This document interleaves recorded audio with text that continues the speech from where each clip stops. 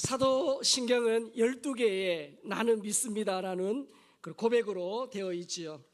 이 사도신경의 첫 번째 나는 믿습니다는 이 성부 하나님에 대한 믿음의 고백입니다.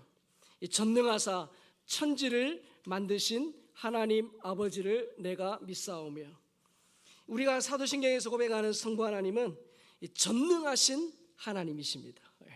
모든 것을 하실 수 있는 분이죠. 그래서 이 전능하신 하나님은 모든 것을 또한 알고 계신 전지하신 하나님입니다. 이 전능하신 하나님은 또한 스스로 계신 분이죠. 나아가서 전능하신 하나님은 스스로 계신 분이기 때문에 영원히 존재하시는 분입니다. 또한 전능하신 하나님은 영원히 존재하시면서 동시에 그 하나님의 본성과 또 하나님의 우리를 향한 약속과 사랑은 변치 않는 불변하신 하나님이시죠. 또한 전능하신 하나님은 어떤 시간의 제약도 공간의 그런 한계도 없는 그 모든 것을 초월하신 무소부재의 하나님이십니다. 자, 그런데 이 전지전능하시고 영원 불변하시고 또 무소부재하신 하나님은 저 하늘에 멀리 계시면서 우리의 삶은 별로 관심 가지지 않으시는 그런 하나님이 아니십니다. 내 안에 계시고 나와 함께 하시면서 나의 필요와 상황과 어려움을 가장 잘 아시는 사랑 많으신 아버지세요. 아버지. 그래서 우리가 믿는 하나님은 전능하실 뿐만 아니라 우리의 아버지가 되십니다. 그래서 이 사실을 믿는 성도의 의무이자 특권이 바로 예배와 기도라고 말씀드렸습니다. 그래서 예배와 기도를 통해서 우리 성도들은 하나님을 체험하게 되죠. 자, 오늘은 이 성부 하나님의 이 두 번째 시간입니다. 자, 성부 하나님은 전능하신 하나님 아버지이시며, 따라해 봅시다. 천지를 만드신 하나님 아버지. 자, 오늘 본문 창세기 1장 1절을 같이 읽어볼까요? 시작. 태초에 하나님이 천지를 창조하시니라. 자, 여러분 성경을 딱 뚜껑을 열면 가장 먼저 나오는 말씀이죠. 태초에 하나님이 천지를 창조하시니라. 이 선포로 성경을 시작합니다. 기독교는 이 선포에 뿌리를 두고 있죠. 그래서 창조에 관해서 설명하거나 설득하지 않습니다. 단정적으로 선포합니다. 그래서 우리가 성부 하나님에 대하여 하는 고백이 뭡니까? 천지를 만드신 하나님 아버지를 내가 믿습니다. 하나님을 믿습니다라고 하죠. 이 고백은 우리의 믿음의 시작이자 우리 신앙의 성장의 열쇠가 돼요. 이 세상과 우주 만물은 우리가 흔히 학교에서 배웠듯이 오랜 시간에 걸쳐서 우연히 만들어진 게 아닙니다. 하나님이 분명히 창조하셨다. 그리고 그 창조의 범위 안에는 나 또한, 그래서 창조주께서 나 또한 만드셨다라는 이 믿음의 선포에서부터 성경은 시작이 됩니다. 그래서 여러분, 기독교라는 이 신앙은 이라는 건물은 이 창세기 1장 1절에 이 선포 위에, 이 믿음의 기초 위에 세워지죠. 그래서 창세기 1장 1절은 성경의 가장 처음입니다. 여러분, 오늘 다 옷을 입고 오셨잖아요. 옷 입을 때 다 단추 이렇게 잠그고 오셨는데, 첫 단추를 잘못 잠그면 끝까지 잘못됩니다. 마찬가지예요. 창세기 1장 1절의 이 말씀의 토대가 흔들리면 앞으로 살펴보게 될 사도신경의 내용뿐만 아니라 성경의 모든 내용들이 흔들립니다. 전능하신 하나님을 믿는다면 이 천지를 창조하신 하나님도 믿어지는 거예요. 하나님은 창조 이전부터 스스로 계신 자존자십니다. 하나님은 시간의 제약도 공간의 한계도 뛰어넘는 능력자시죠. 또한 하나님은 말씀으로 무에서 유를 창조하신 전능자세요. 하나님은 영원 불변하신 초월자세요. 그 하나님께서 만드신 걸작품이 바로 온 우주 만물이고 바로 우리들입니다. 자, 그래서 계시록 4장 11절에 이 성경의 마지막에서 이렇게 찬양하죠. 같이 읽을까요? 우리 주 하나님이여 영광과 존귀와 권능을 받으시는 것이 합당하오니 주께서 만물을 지으신지라 만물이 주의 뜻대로 있었고 또 지으심을 받았나이다 하더라. 자, 여러분은 태초에 천지를 창조하신 하나님을 믿으십니까? 예. 하나님이 이 우주 만물 나를 만드셨음을 믿으십니까? 예. 자, 여러분, 이 창세기 1장 1절의 이 말씀이 믿어지면 요한계시록, 성경의 마지막인 요한계시록 22장 21절까지도 믿어지는 거예요. 자, 생각해 보세요.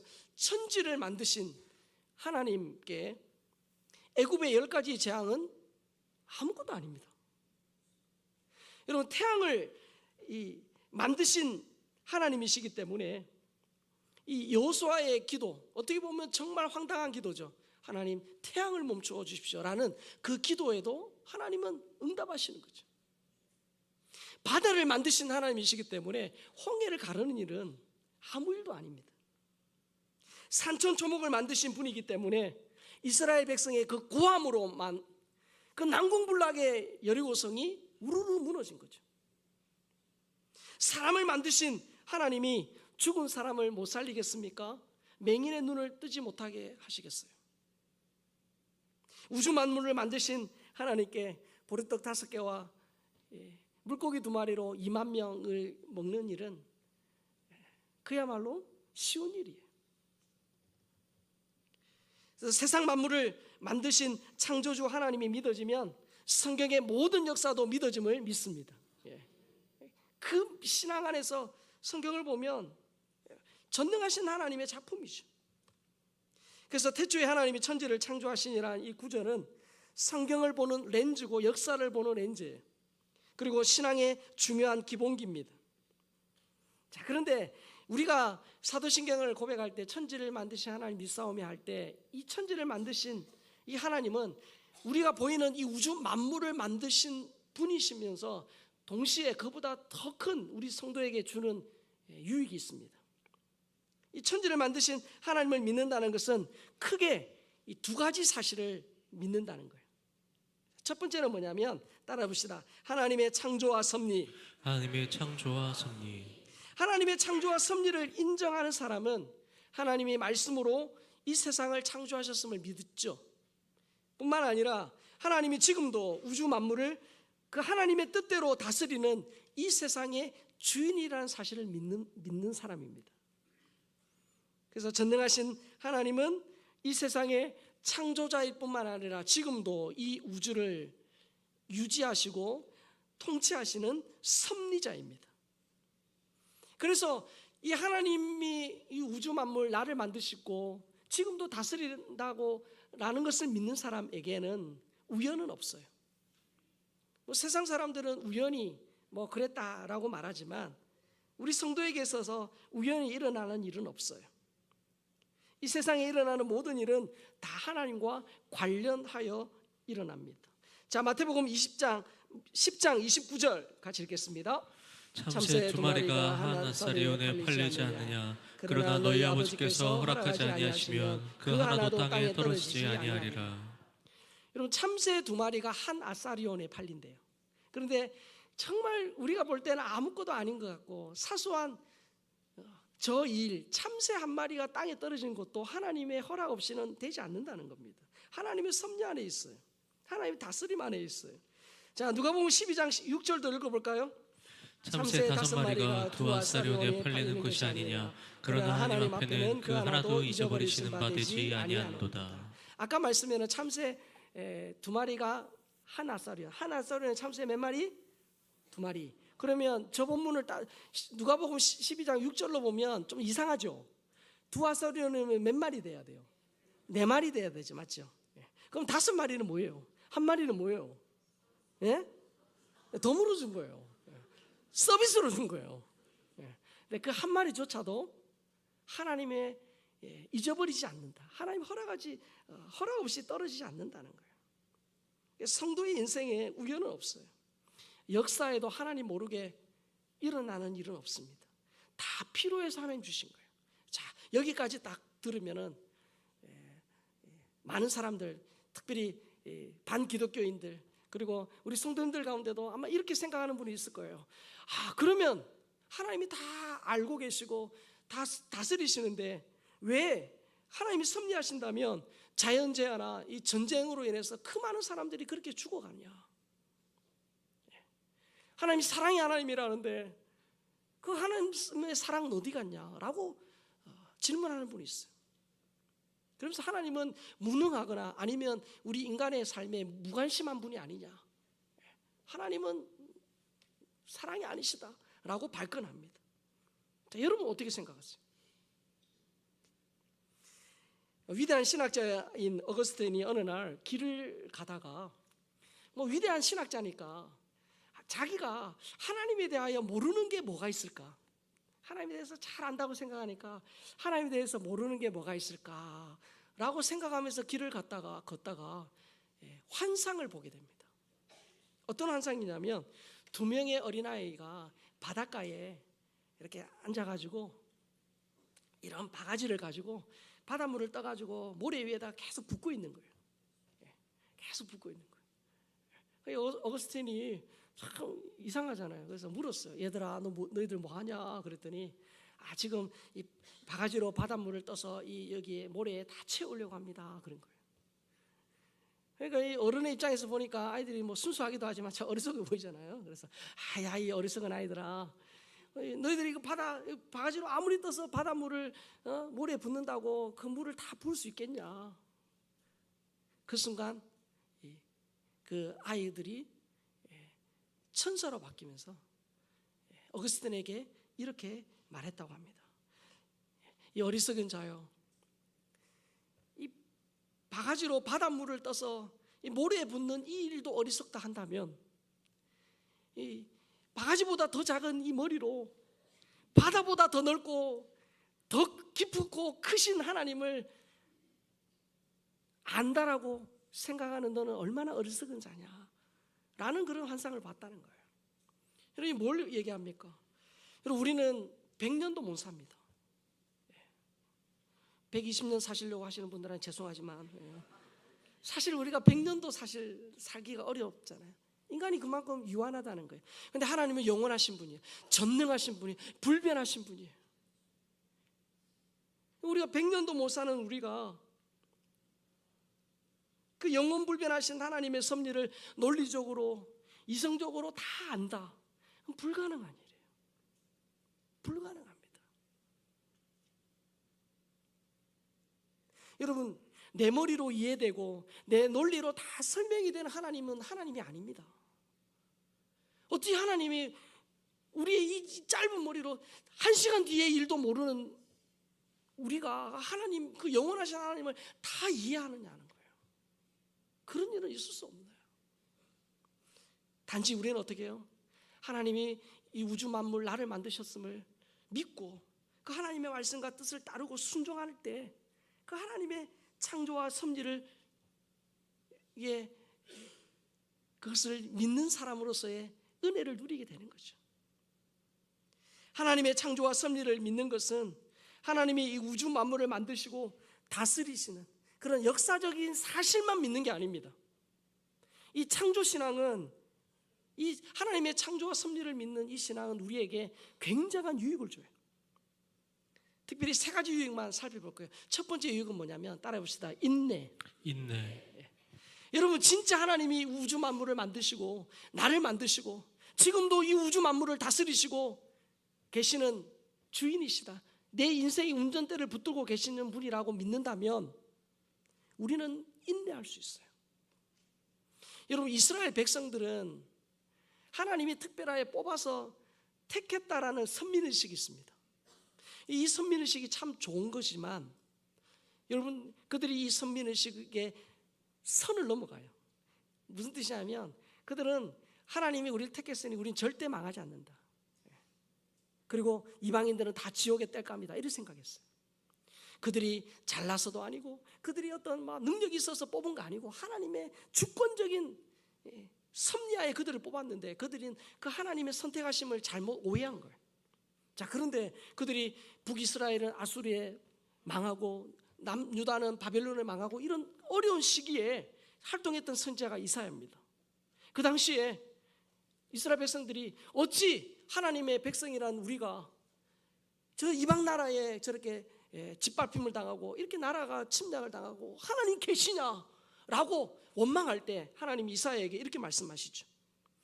이사야 40장 27절에서 31절입니다. 시작. 야곱아 어찌하여 내가 말하며 이스라엘아 내가 이르기를 내 길은 여호와께 숨겨졌으며 내 송사는 내 하나님에게서 벗어난다 하느냐. 너는 알지 못하느냐 듣지 못하느냐.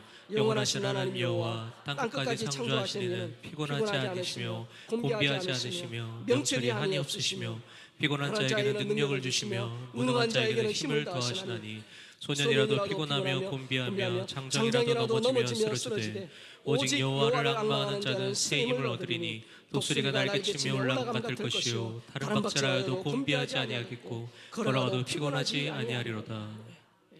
하나님 뭘 말씀하세요? 전능하신 하나님, 창조하신 하나님, 그 하나님의 그 섭리 아래에 있다는 거예요. 그래서 하나님이 지금 이스라엘 형편을 모르는 것도 외면하는 것도 아닙니다. 하나님이 여전히 붙들고 있다는 거예요. 나는 여전히 살아있는 창조자다라고 말씀하는 겁니다. 마찬가지예요. 우리가 인생 살다 보면 하나님을 믿음에도 불구하고 이해할 수 없는 고난도 있고요, 도무지 견딜 수 없을 것 같은 역경도 있습니다. 그러나 그것까지도 하나님의 섭리 안에 있어요. 여러분, 이 사실을 믿을 때 인내할 수 있는 거예요. 하나님이 내 사정과 형편을 알고 계시고 반드시 합력하여 선을 이룰 줄을 믿습니다 라는 이 믿음이 있을 때 지금의 그 어려운 형편, 사정, 내가 기도하는 정반대의 현실이 있다 할지라도 어떻게 해요? 믿음의 자리를 지킬 수 있는 거죠. 인내할 수 있는 겁니다. 하나님의 창조와 섭리를 믿을 때 우리에게 주시는 두 번째 유익은 따라해 봅시다. 감사. 하나님께서 우주 만물은 물론이거니와 내 인생도 섭리하심을 믿을 때에 범사에 감사할 수 있고 항상 감사할 수 있어요. 그래서 이 호주의 신학자인 레온 모리스가 이런 말을 했습니다. 같이 읽어볼까요? 모든 것에 하나님의 손이 작용하고 있음을 인식하게 되면 모든 것에 대해 감사하기를 배우게 된다. 우리는 그걸 믿는 거예요. 하나님의 창조와 섭리를 믿는다는 것은 내 모든 삶에 하나님의 손이 어떻게 해요? 움직이고 있다는 거예요. 하나님의 손이 작용하고 있다는 거예요. 우리가 이것을 믿을 때에 어떻게 해요? 감사하게 된다는 겁니다. 내 삶의 주인이시고 나의 과거와 현재와 미래까지도 다스리시는 하나님을 신뢰하면 우리가 좋은 일에도 감사하고 좋지 않은 일, 아니 내 인생에 없어야 될 그 일에도 감사할 수 있는 여유가 생기는 거예요. 그래서 여러분, 감사는 환경에 좋고 나쁨으로 하는 게 아닙니다. 환경이 좋아지고 형편이 나아지니까 감사, 그거는 세상 사람도 하는 거예요. 우리 신앙인의 감사는 뭡니까? 환경을 떠나서 어떻게 해요? 믿음으로 하는 거예요. 하나님이 지금 연약하고 부족하지만 채우실 것을 믿음으로 바라보면서 하는 거예요. 그런 차원으로 한다면 우리 감사하지 못할 사람이 누가 있겠습니까? 여러분 기도해 주셔서 드디어 풀었습니다. 여러분 제가 이제 한 손살이를 지금 한 달 좀 넘게 하고 있거든요. 여러분 목사의 중요한 일상이 뭡니까? 설교 준비거든요. 설교 준비를 다 타이핑으로 하는데 제가 미처 몰랐어요. 이 두 손으로 컴퓨터 자판을 두드릴 수 있다는 게, 이게 이렇게 감사하구나. 요즘 제가 독수리 한이라고 하여튼 그냥 오타도 많이 생기고 준비하는데 두세 배의 시간이 들어가요. 자, 그런데 제가 여러분 이 손 다친 그것만 딱 떼놓고 보면 감사 못하죠. 제가 어떻게 감사할 수 있겠어요? 자, 그런데 제가 이 일을 겪으면서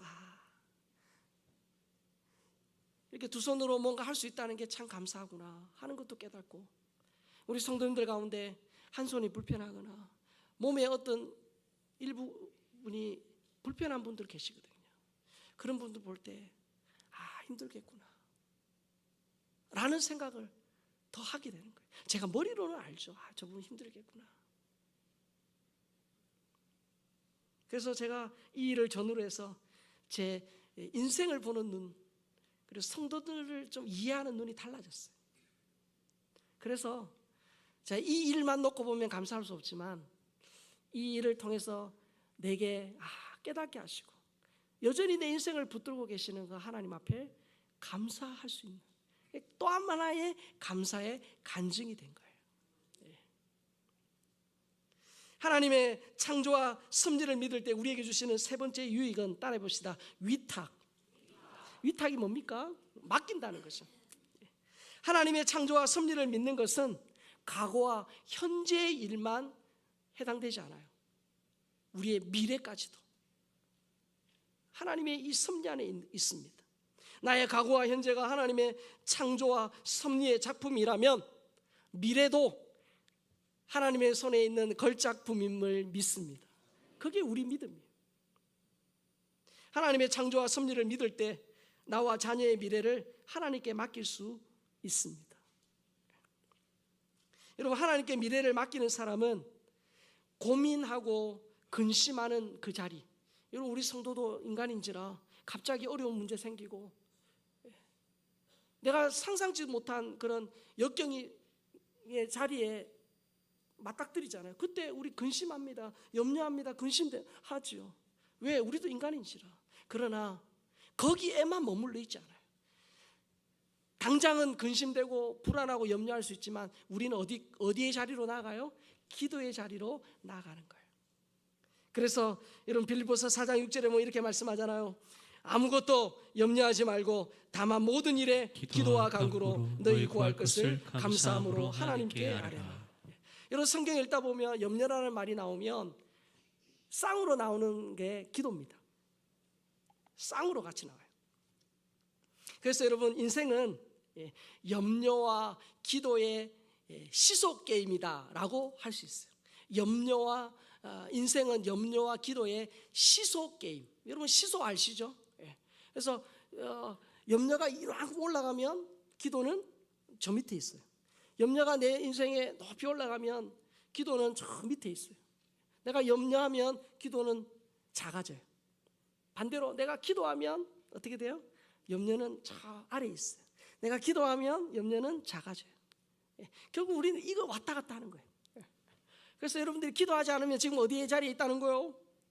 염려의 자리에 있다는 거예요. 여러분들이 지금 기도하고 있으면 내 염려는 어떻게 해요? 여전히 염려는 있지만 어떻게 해요? 작아 보여요. 작아 보여요. 하나님의 창조와 섭리를 믿을 때 미래에 대한 지나친 걱정과 두려움 있죠. 왜 없어요?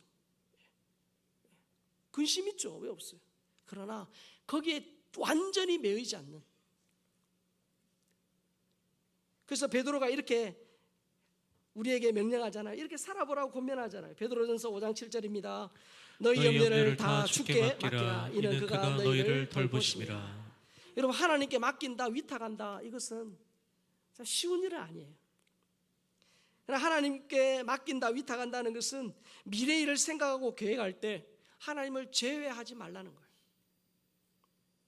예수님의 비유에 나오는 부자, 원래 부자인데다가 엄청 농사가 잘 됐어요.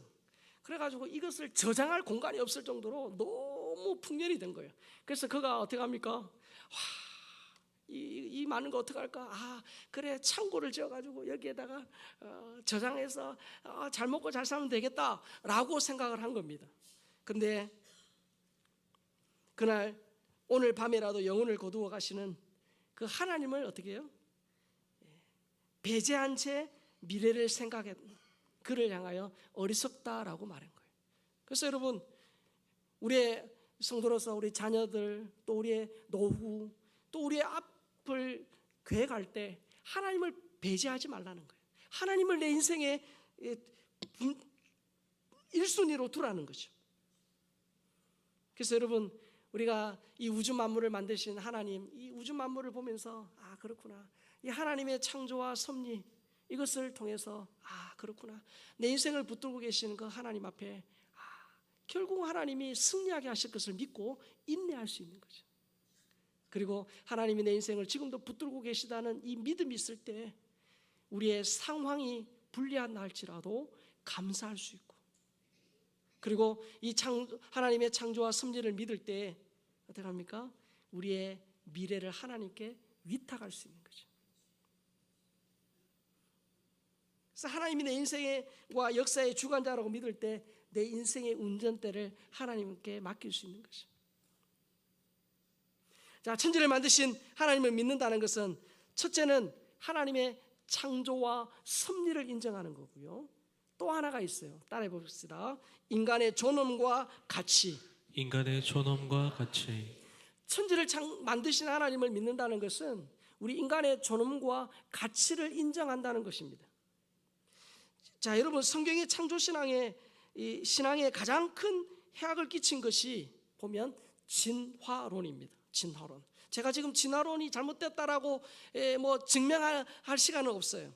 자, 그런데 그냥 진화론 자체를 놓고 볼 때 진화론이 하나님이 우주 만물을 만드셨다라는 것에 반기를 든 그것보다 더 큰 문제가 있어요. 더 큰 해악이 있어요. 그건 뭐냐면 하나님의 형상대로 지음받은 우리 인간의 이 존엄성을 포기하고 인간을 어떻게 해요? 동물 수준으로 전락시킨 이 해악이 있습니다. 동물 수준으로 비하한 거죠. 진화론은 인간의 존엄성과 가치를 파괴했습니다. 1859년 이 다윈이 이 종의 규현이라는 책에서 생물학적인 그런 이 진화론을 주장합니다. 그리고 13년 후인 1872년에 이 마르크스가 자본론이라는 책을 쓰지요. 이 마르크스가 이 책의 서문에, 보통 여러분 책 서문에 보면 이 책을 쓸 때 누구에게 도움을 또 주신 분 감사하다 뭐 그런 내용들이 나오잖아요. 거기에 뭐라고 썼냐면 이렇게 돼. 존경하는 다윈 선생님께 드립니다 라는 헌정사를 썼어요. 무슨 말이에요? 다윈에게서 이 많은 영감을 얻었다는 거예요. 약육강식이나 적자생존의 이 진화론에서 영감을 얻은 이 마르크스에 의하여서 공산주의 유물론이 나왔다는 거죠. 공산주의는 인간을 하나의 물질로 봅니다. 사람을 세포, 그냥 세포의 집합일 뿐이라고 생각합니다. 그러다 보니까 생명을 경시합니다. 파리 목숨보다 더 가볍게 생각합니다. 그래서 사회주의 혁명을 위해서 얼마든지 인간을 숙청하거나 개조할 수 있다라고 말합니다. 그런 이런 생명을 경시하는 공산주의 이론에 근거해서 구소련에서만 2천만 명 이상이 죽임을 당하고요. 중국의 모택동 시절에만 6,500만 명이 죽습니다. 베트남에서 100만 명, 그리고 캄보디아에서는 그 당시 인구의 3분의 1인 200만 명이 죽임을 당해요. 뭐 여러분, 뭐 북한의 학살과 인권 유린은 말할 필요도 없어요. 이런 끔찍한 범죄의 뿌리가 인간의 존엄과 가치를 파괴한 이 진화론에서부터 시작이 되었습니다. 그런데 여러분, 성경은 뭐라고 말해요? 성경은 인간이 창조의 최고봉이라고 말합니다. 창세기 1장 26절 27절 봅니다. 하나님이 이르시되 우리의 형상을 따라 우리의 모양대로 우리가 사람을 만들고 그들로 바다의 물고기와 하늘의 새와 가축과 온 땅과 땅에 기는 모든 것을 다스리게 하자 하시고, 하나님이 자기 형상 곧 하나님의 형상대로 사람을 창조하시되 남자와 여자를 창조하시고. 하나님이 인간을 특별한 존재로 만드셨어요. 다 모든 환경을 만드시고 가장 마지막에 인간을 창조하셨어요. 여러분, 다른 피조물들은 뭐라고 하셨어요? 뭐가 있으라, 빛이 있으라, 그러면 있으라 그러면서 말로 창조하셨죠. 그런데 인간은 어떻게 합니까? 우리가 사람을 만들고, 삼위 하나님이 손수 창조하셨다는 거예요. 그리고 풀과 채소와 생물은 그 종류대로 창조하셨지만 우리 인간은 하나님의 형상대로 창조하셨어요. 인간이 다른 피조물과 구별되는 것은 이 하나님의 형상과 하나님의 모양에 따라 창조되었기 때문이에요. 그래서 여러분, 하나님의 형상대로 만들어졌다는 그 자체로 존귀한 사람이에요. 자, 옆에 보면 한번 보세요. 잘 안 보세요. 그냥 하나님의 형상대로 지음을 받았다는 그 자체만으로도 존귀한 분들이에요. 존귀한 분들.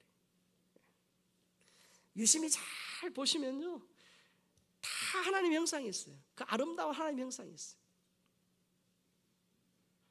결코 뭐 옛날 뭐 어른들이 뭐 그냥 아이들한테 농담 삼아 다리 밑에서 주워왔다 그런 거 아닙니다. 다 하나님이 존귀한 형상으로 만든 그 누구도 한 명도 예 없이. 그런데 사람을 돈이라는 잣대로 평가하고 외모로 차별하는 것은 인간을 존귀하게 만드신 하나님에 대한 모독이에요. 여러분들이 그림을 그렸어요. 여러분들이 뭔가 만들었어요. 근데 그걸 보면서 어떻게 해요? 야, 이 누가 만들었냐? 내가 발로 만들어도 이렇게 이 정도로 만들겠다. 내가 입에다가 붓을 물고 그려도 이 정도는 그리겠다라고 말하면 여러분 기분 좋으시죠? 좋겠죠? 아니에요. 그래서 하나님이 만든, 하나님이 우리와 함께 신앙생활하게 해주신 우리 형제자매들을 저 사람은 저래, 저 사람은 저래 그러면서 우리가 어떻게 해요?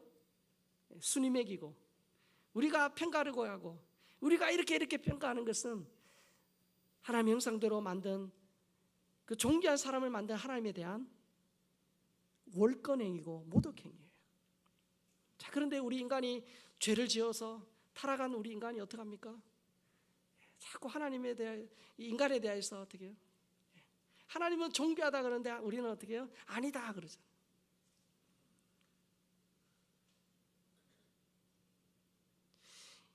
이런 인간의 존엄성과 가치를 높이 보시는 그 하나님의 관점에서 사람을 볼 때 우리 인간에 대한 이해가 달라지죠.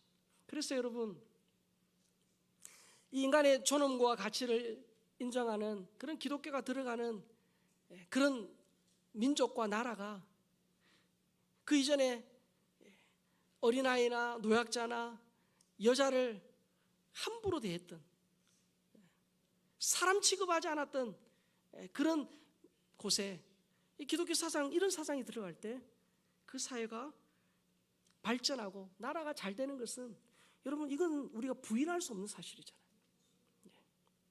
여러분 하나님의 창조에 대한 평가가 창세기 1장에 나오는데 여러분 하나님이 얼마나 이 창조에 대해서 높이 평가하셨는지 보세요. 하나님은 첫 번째 날 창조가 마치고 이렇게 감탄하셨죠. 창세기 1장 4절입니다. 빛이 하나님 보시기에 좋았더라. 하나님이 빛과 어둠을 나누사. 자, 두 번째 날도 마찬가지예요. 둘째 날도 하나님이 이 창조를 마치시고 난 이후에 이렇게 말씀하잖아요. 10절입니다. 하나님이 무트를 땅이라 부르시고 모인 물을 바다라 부르시니 하나님 보시기에 좋았더라. 셋째 날, 넷째 날, 다섯째 날, 여섯째 날 창조가 다 마치시고 난 이후에 하나님 보시니까 너무 좋으신 거예요. 너무 마음에 드시는 거예요. 그래서 창세기 1장 31절 가장 마지막에 이렇게 하나님이 감탄하시잖아요. 우리 그 하나님의 감탄으로 한번 읽어볼까요? 하나님이 지으신 그 모든 것을 보시니 보시기에 심히 좋았더라. 저녁이 되고 아침이 되니 이는 여섯째 날이니라. 하나님 보시기에 심히 좋았다. 여러분 우주에서 가장 뛰어나신 그 하나님이 보실 때 심히 좋았다 그렇게 말씀하신 거예요. 그러니까 이거는 하나님이 얼마나 흡족해 하셨는지에 대해서 잘 보여줍니다. 자, 그런데 여러분 이 보시기에 좋았다라고 하는 것은 창조된 그 자체, 우주 만물도 참 좋다라는 그런 의미도 물론 들어있지만 그보다 더 중요한 의미가 들어있어요. 자, 예를 들면 어느 아버지가 이제 결혼을 앞두고 있는 아들에게 이제 곧 아들이 결혼할 텐데 그리고 또 결혼하면 손주가들이 태어날 텐데 뭘 선물할까 고민을 한 거예요. 고민을 하다가 그래 정말 내가 정말 경치 좋은 곳에 집을 지어서 선물로 줘야겠다 그렇게 생각을 한 거예요. 그래가지고 정말 좋은 경치 좋은 곳을 수소문해서 그 땅을 사고 이제 건물을 짓기 시작해요. 기초공사를 한 거예요. 기초공사를 하고 났을 때 이 아버지가 봤을 때 기분이 어떻겠어요? 여러분 표정 보니까 별로 안 좋게 보이는데 여러분 좀 설교를 하면 좀 감정을 입에서 한번 들어보세요. 여러분 기분이 어떻겠어요? 진짜 좋겠죠, 맞죠? 그리고 이제 딱 기둥이 세워지고 좋은 자재, 친환경 자재 그리고 황토 이런 걸로 정말 전원주택을 지어가는 거예요. 하루하루 지나가면서 너무 행복해요. 자, 그런데 만약에 불의의 사고로 아들이 죽었다 생각해 보십시오. 그러면 그 건물이 지어지면 지어질수록 이 아버지의 마음이 어떻겠어요? 너무 힘들겠죠. 여러분, 하나님이 첫째 날, 둘째 날, 셋째 날 다 만드시고 그 자체가 보기 좋았더라 라는 의미는 그 자체도 참 좋다는 의미도 있겠지만 거기에 누가 살아요? 이제 아담, 하와가 살 거예요. 하나님의 자녀들이 살 거예요. 그러니까 그거 보면서 하나님이 너무 행복해 하신 거예요. 마찬가지예요. 이 천지를 만드신 하나님 아버지를 내가 믿사오며 이 말 속에는 그 하나님의, 우리를 귀하게 보시는 하나님 아버지의 마음이 담겨져 있어요. 자, 우리가 이제 사도신경을 예배 때마다 고백할 겁니다. 전능하사 천지를 만드신 하나님 아버지를 내가 믿사오며, 이 천지를 만드신 하나님 아버지를 믿사오며 이 말 속에는 하나님의 창조와 섭리, 하나님이 창조하셨고 지금도 다스리고 계셔서 그 하나님을 신뢰할 때 어떻게 해요? 인내할 수 있고 감사할 수 있고 내 삶을 맡길 수 있고, 뿐만 아니라 천지를 만드신 하나님 아버지 이 말 속엔 우리 인간의 존엄과 가치를 인정해 주시는 그 하나님 아버지, 그 마음이 들어있다는 거죠. 그래서 하나님은 우주 만물과 역사를 다스리시고 지금도 내 인생을 붙들고 계시는 분이에요. 그래서 그 하나님 앞에 어떻게 해요? 이 고백을 할 때마다 그 하나님을 향하여 예배하고 기도할 수밖에 없는 그런 사람들로 하나님 우리를 빚어가십니다. 이 천지를 만드신 창조주 아버지를 신뢰하며 이번 주도 믿음으로 사는 우리 모두가 될 수 있기를 주의 이름으로 축복합니다.